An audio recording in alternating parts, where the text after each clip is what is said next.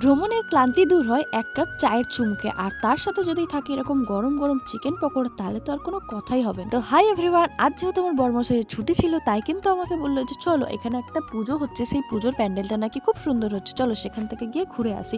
তার জন্য দেখো সুন্দরভাবে রেডি হয়ে আমি আর আমার বর্মশাই তো চলে যাচ্ছি প্যান্ডেলের উদ্দেশ্যে। যেহেতু আমাদের বাড়ি থেকে খুব একটা দূরে নয়, তাই কিন্তু আমরা তাড়াহুড়ো করেই বেরিয়ে এসেছিলাম।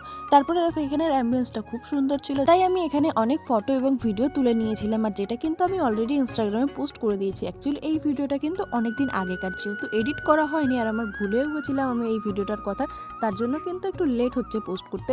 যাই হোক, তারপরে আমাদের চেনা জানা একটা ক্যাফেতে চলে আসি, সেখানে কিছু খাওয়া দাওয়া করার জন্য। আর এই ক্যাফের চিকেন পকোড়াটা আমার খুবই ফেভারিট, তার জন্য কিন্তু প্রথমেই নিয়ে নিয়েছিলাম চিকেন পকোড়া। তারপরে দেখো আমার বর এখানে স্মাইল আঁকতে গিয়ে কি যেন একটা এঁকে দিয়েছে, তার জন্য আমি এটাকে চেঞ্জ করে স্মাইল করার চেষ্টা করছি, কিন্তু যদিও হচ্ছে না। তারপর কিছু একটা এঁকে আমি এটাকে ম্যানেজ দিয়েছি। যাই হোক, তারপর আমি এখন চিকেন পকোড়া এখানে খাওয়া স্টার্ট করে দিয়েছি, আর এটা কিন্তু দারুণ টেস্টি ছিল। আমার বর খুব একটা বেশি খাই না বাইরের খাবার, আমার সাথে গেলেও শুধু আমি একাই খেয়ে যাই, তাও ওকে অল্প একটু দিই।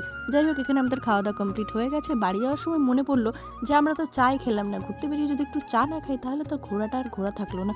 যাই হোক, তার জন্য আবার একটা নতুন ক্যাফেতে চলে এসেছি, আর এই ক্যাফেটা কিন্তু কিছুদিন আগেই ওপেন হয়েছে, একবার মাত্র এসেছিলাম, তারপর আবার আজকে এসেছি। যাই হোক, এখান থেকে আমি একটা নিয়ে নিয়েছিলাম চা, আর চাটাও কিন্তু খুব ভালো ছিল। রোডের ধারে বসে এরকম গরম গরম চায়ে চুমুক দিতে কিন্তু বেশ ভালোই লাগে। যাই হোক, আজকের ভিডিওটা এই পর্যন্ত। তোমাদের ভিডিওটা কেমন লাগলো কমেন্টে জানিও। আমরা এখন চা খেয়ে বাড়ি যাই, আর তোমরা চ্যানেলটা সাবস্ক্রাইব করো। টাটা।